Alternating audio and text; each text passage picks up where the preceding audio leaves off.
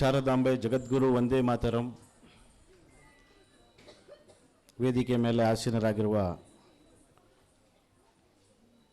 ಈ ಒಂದು ಅಂತರಂಗ ಶುದ್ಧಿಯಿಂದ ಬಹಿರಂಗವಾಗಿ ನಾವು ಏನಾದರೂ ಮಾಡಬೇಕಂತ ಮಾಡಿ ಏನು ಇವತ್ತು ಕರುನಾಡ ನಿಧಿ ಹಾಗೂ ನಮ್ಮ ಸುದ್ದಿ 3ನೇ ವಾರ್ಷಿಕೋತ್ಸವದ ಅಂಗವಾಗಿ ಜಯ ವಿಜಯ ರಾಜ್ಯ ಮಟ್ಟದ ಪ್ರಶಸ್ತಿ ಪ್ರಶಸ್ತಿಯನ್ನು ಪಡೆಯುತ್ತಾ ಇರುವ ನಿಮ್ಮೆಲ್ಲರಿಗೂ ಹಾಗೂ ಇಲ್ಲಿ ವೀಕ್ಷಕರಾಗಿ ಬಂದಿರುವ ನಿಮ್ಮೆಲ್ಲರಿಗೂ ನನ್ನ ಪರವಾಗಿ ನಾನು ನಿಮಗೆ ನಮಸ್ಕಾರವನ್ನು ಹೇಳೋದಕ್ಕೆ ಇಷ್ಟಪಡ್ತೀನಿ.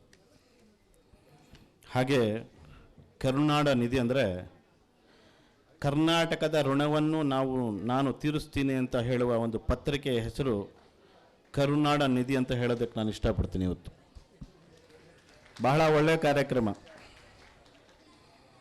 ಆವಾಗಲೇ ನಮ್ಮ ಇವರು ಹೇಳ್ತಾ ಇದ್ದರು, ಮಹಾಭಾರತದಲ್ಲಿ ಶ್ರೀಕೃಷ್ಣನ ಪರಮಾತ್ಮನ ಏನು ಹೇಳಿದ್ದ ಅಂತ.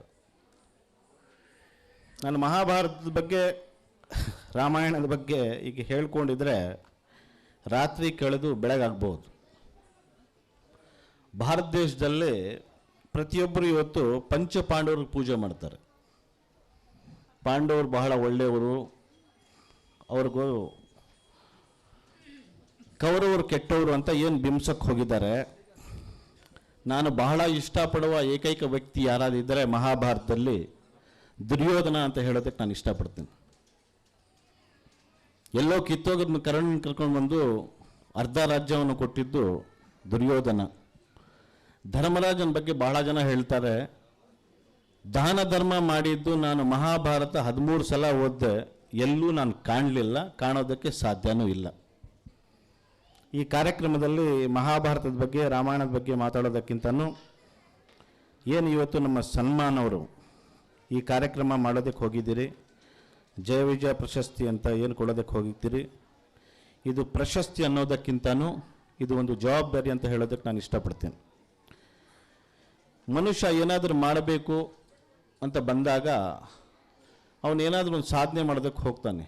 ಆ ಸಾಧನೆಯನ್ನು ಗುರುತಿಸಿ ಏನಾದರೂ ಒಂದು ಪ್ರಶಸ್ತಿ ಕೊಟ್ಟರೆ ಅದು ಪ್ರಶಸ್ತಿ ಅಲ್ಲ, ಅದು ಒಂದು ಜವಾಬ್ದಾರಿ ಅಂತ ನನ್ನ ಒಂದು ನಂಬಿಕೆ. ಇವತ್ತು ನಂಬಿಕೆ ಇಟ್ಟು ನಿಮಗೇನು ಜಯ ವಿಜಯ ಪ್ರಶಸ್ತಿ ಇವರು ಕೊಡೋದಕ್ಕೆ ಹೋಗ್ತಾ ಇದ್ದಾರೆ, ನಿಮಗೆ ಆ ದೇವರು ಅಷ್ಟ ಐಶ್ವರ್ಯ ಆರೋಗ್ಯ ಭಾಗ್ಯ ಕೊಡಲಿ ಅಂತ ಹೇಳ್ತಾ ಬಂದಿರುವ ನಿಮ್ಮೆಲ್ಲರಿಗೂ, ಈಗ ಬಂದಿರೋ ಜನ ಕಮ್ಮಿ ಇರ್ಬೋದು, ಕ್ವಾಲಿಟಿ ಜಾಸ್ತಿ ಇದ್ದು ಕ್ವಾಂಟಿಟಿ ಜಾಸ್ತಿ ಇದ್ದು ಕ್ವಾಲಿಟಿ ಇಲ್ಲ ಅಂದರೆ ವೇಸ್ಟು. ನೀವು ಬಂದಿರೋ ಪ್ರತಿಯೊಬ್ಬರು ಒಬ್ಬೊಬ್ಬರು 1000 ಜನರಿಗೆ ಸಮ ಅಂತ ನಾನು ಹೇಳೋದಕ್ಕೆ ಇಷ್ಟಪಡ್ತೇನೆ. ಉತ್ತರ ಕರ್ನಾಟಕದಿಂದ ಅಂತ ಹೇಳಿದರು. ವಿಶ್ವದಲ್ಲಿ ನಾನು ಸರಿಸುಮಾರು 48 ದೇಶ ನೋಡಿದೆ. ಬಹಳ ಮುಗ್ಧರು, ಬಹಳ ಒಳ್ಳೆ ಜನ ಎಲ್ಲಾದರೂ ಇದ್ದರೆ ಅದು ಕರ್ನಾಟಕದಲ್ಲಿ, ಅದು ಉತ್ತರ ಕರ್ನಾಟಕದವರು ಅಂತ ಹೇಳೋದಕ್ಕೆ ನಾನು ಇಷ್ಟಪಡ್ತೇನೆ. ಬಹಳ ಪ್ರೀತಿಯಿಂದ ತೋರಿಸುವ ಜನ ಆ ಕಡೆ, ಅವರಿಗೆ ಮೋಸ ವಂಚನೆ ಬೇರೆ ಏನು ಇಲ್ಲ. ಬೆಂಗಳೂರು ಕೆಟ್ಟವರಲ್ಲ, ನೀವೇನು ಬೈಕೋಬೇಡಿ. ಆಮೇಲೆ ಅವ್ರಿಗೆ ಒಳ್ಳೆಯದಾಗಲಿ, ಈ ಕಾರ್ಯಕ್ರಮ ಯಶಸ್ವಿಯಾಗಿ ನಡೆಯಲಿ. ಇಂಥ ಕಾರ್ಯಕ್ರಮ ನಮ್ಮ ಸನ್ಮಾನವರು ಸುಮಾರು ಕಾರ್ಯಕ್ರಮ ಮಾಡಲಿ, ನಮ್ಮ ಸಹಕಾರ ತಪ್ಪದೇ ಇರುತ್ತೆ ಅಂತ ಹೇಳ್ತಾ ಈ 2 ಮಾತು ಮಾತಾಡೋದಕ್ಕೆ ಅವಕಾಶ ಕೊಟ್ಟ ನಿಮ್ಮೆಲ್ಲರಿಗೂ ಧನ್ಯವಾದಗಳು. ಜೈ ಹಿಂದ್, ಜೈ ಕರ್ನಾಟಕ ಮಾತು.